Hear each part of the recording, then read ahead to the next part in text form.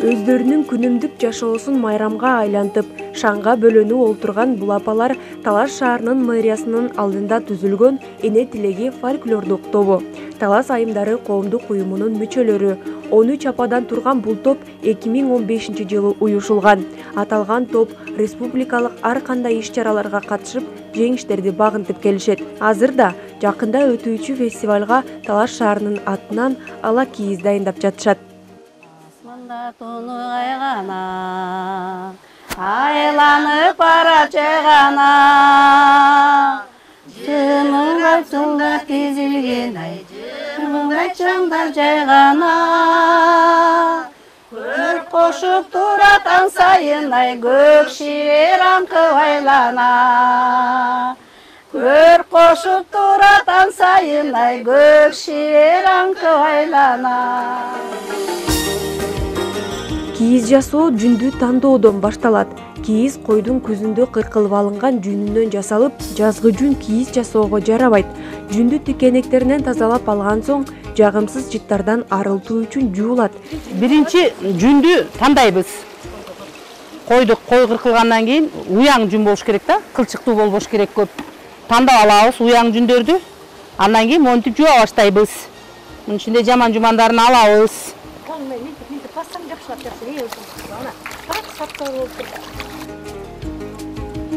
Мына эми жанагы таза жуулган жүнүбүздү жайып кургатышыбыз керек. Буну жаябыз.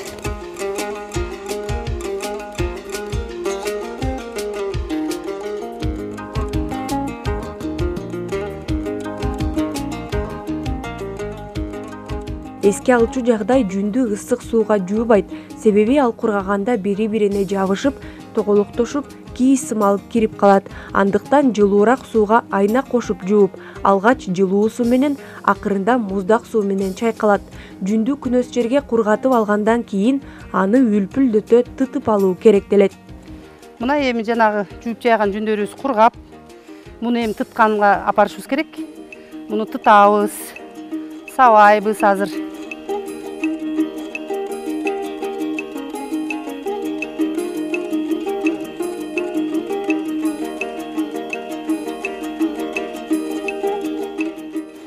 Мына эми бул жуулуп кургаган жүндөрдү тыта баштайбыз. Мына башында баягы койдун жүндөрүн тандап, кыркып келип алып, анан кийин чөп-чаңды тазалаш керек, чекемин тазалаш керек. Ошолдо бир убакыт кетип атпайбы? Анан ошол эми биз өзүбүз ынтымакташып, баягы Эне тилеги фольклор топто Шайра апалар болуп түзүлгөнбүз да. Түзүлгөнүбүзгө 7-жыл болуп калды. 5 жылдыгыбызды өткүздүк. Анан дайыма баягы ыр менен кошо бул биз ишчи, чыгармачылыгыбызды алып кошо жүрөбүз да. Анан бул нарында өтүп атканда Шыдак фестивали болуп атпайбы? Эми бизде ошол Талас областына алагис боюнча тапшырма берилген да. Биз ошого даярданып атабыз азыр. Анан мына уже 4-күн болуп калды, апалардын баардыгы ушул жерде суунун жээнде отуруп алып, ыр менен дың жерге баралы деп ушу ишти жасап атабыз, буйруса. Анан эми мен өзүм ошол кол өнөрчүлүк боюнча көп жылдан бери эмгектенип келатам да, 85-жылдан бери ошо кыял бирмесинде иштеген. Бул кыргыз аялдарынын баардыгынын эле колунан келе турган нерсе да бул. Анан баягы ортосунда кичине баягы жалкоолук эле болбосо, бул ишти ошо ар бир апанын колунан келет, жүн тытмай келет. Койдон баягы жүндү алып, кыркып, аны тазалап, анан даяр товар чыгарыш бул көп эле түйшүктү жаратат да. Анан эми кыркып алгандан кийин дагы ошо жүнгө неме кийизге ылайыктап, уяң жүндөрдү алып, аны жүндөрдүн дагы карасы агын бөлүп алып, аны түргө келтирип, мурун баягы кызыл, жашыл, сары боекторго боечу элек да. Эми азыр натуральный деп эле ак менен кара өзүнөн эле ак кой менен кара эле койдун жүндөрүнөн жасаганга өттүк да азыр. Илгери биздин апаларыбыз жалаң ошо жүн менен аракет кылып, ден соолуктарда жакшы болгон болуш керек да. Бул жүн өзү адам баласына кандай эң сонун неме берет да. Ооба да, жылуулук берет, ошончолук энергия берет. Анан монтип чогулуп отуруп алып, ынтымакташып иштегенге эмне жетсин. Ал эми экинчи кадамда жүндү сабоо менен сабап алыш керек. Жүн сабоодо да илгери ата-бабаларыбыз ар кандай ыкмаларды колдонуп келишкен.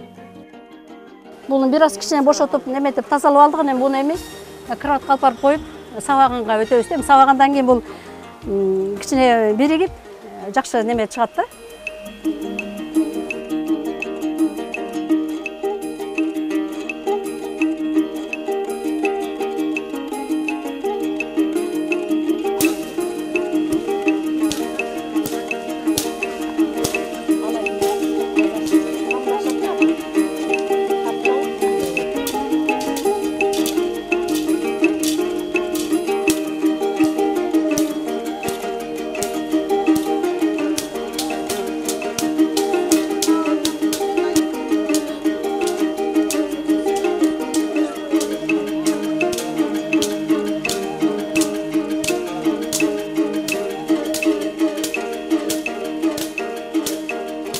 Жүндү илештирип алабыз бирине бири.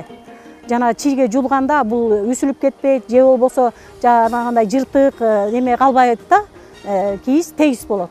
Ошон үчүн моундай кылып туруп сабайбыз. Анан кийин моундай жыгач менен сабоо да, негизи биздин ата бабаларыбыз моундай жыгач сабоо менен астына дагы жана уйдун терисинен таштап коюп туруп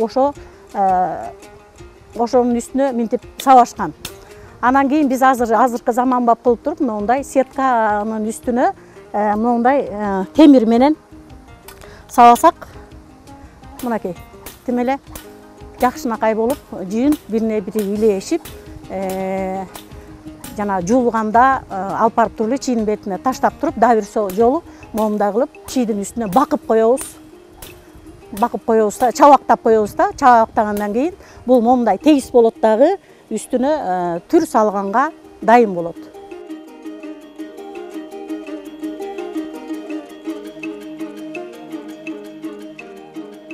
Андан кийинки кадам кийиз жасоого киришүү. Ал үчүн күнөс жерге алдына таарды таштап, токулган чийди жайып, анын үстүнө акырындык менен жүндү кабаттап, тегиздеп сала баштайбыз. Астына бир кабат жүн тегиз төшөлгөн соң, үстүнө жүн менен сиз каалагандай оюуларды, сүрөттөрдү түшүрө берүүгө болот. Көлөмү орточо кийизге болжол менен 8-10 килограмм жүн кетет.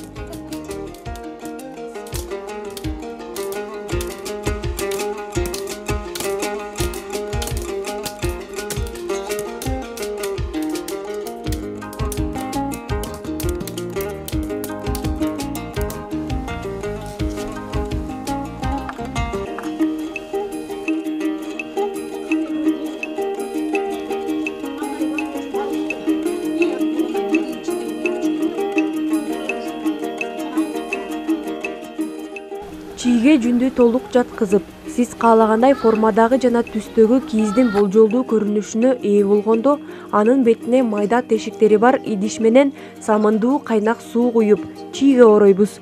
Чийге оролгон кийизди арчындалган аркан менен бекем байлап, маал менен ысык суу куюп, 1 сааттай күч менен ары-бери тепкилөө кажет. Бул учурда жүн кирип, бири-биринен ажырагыс абалга келет.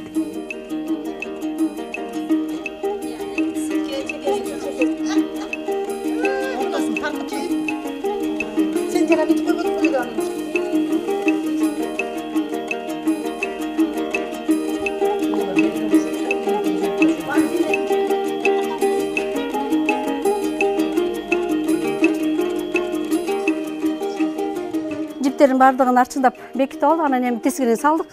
Эми жиде тартып башта. Оң бутуңардан башталы. Бысмылла деп.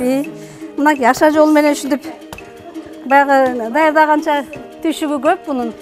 Жүндүн бардыгын бөлүп алып, анан анын баарын сорттоп кийиз кылыш үчүн бир топ убакыт кетет. А бирок мынтип оролуп калгандан кийин бунун түйшүгү бат эле аша жол менен ушинтип тепкилеп бүтөрөбүз.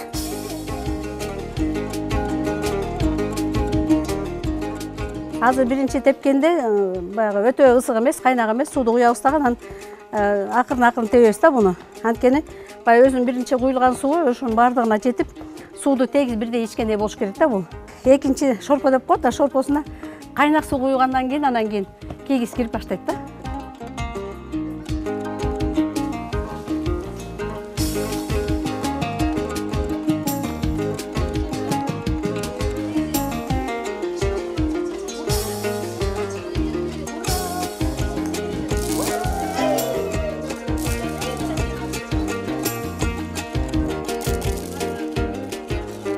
Андан соң кийизди чийден ажыратып, анын четтерин тегиз тартып, андан да бекемирээк болуш үчүн айымдар жарым сааттан кем эмес убакыт улам кайнак суу куюп, самын сүртүп, билектери менен басышат.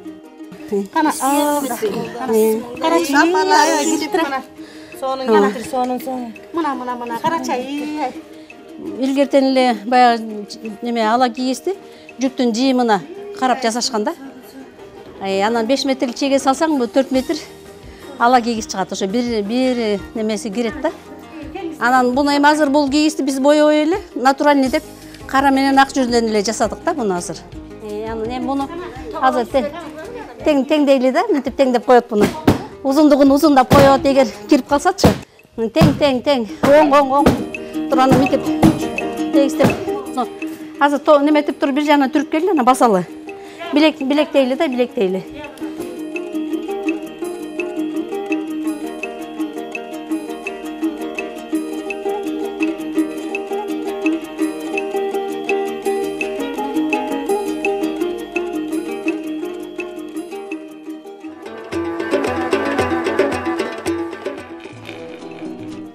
Ata sözün akıl tut, yeni sözün eske sal. Barınarga kalırız, uzun ömür sürülür. İçinden dem çıkıp turат да, onun жел чыгымдан быш деп чей. Ошондо биз кийиздин чийден жакшы чыкканын билебиз да.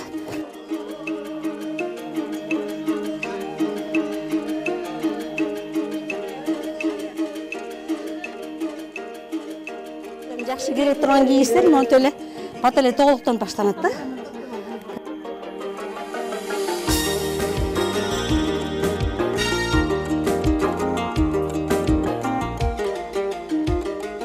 Ошондон кийин гана кийиз даяр болуп, аны муздак суу менен чайкап, жайып кургатууга болот.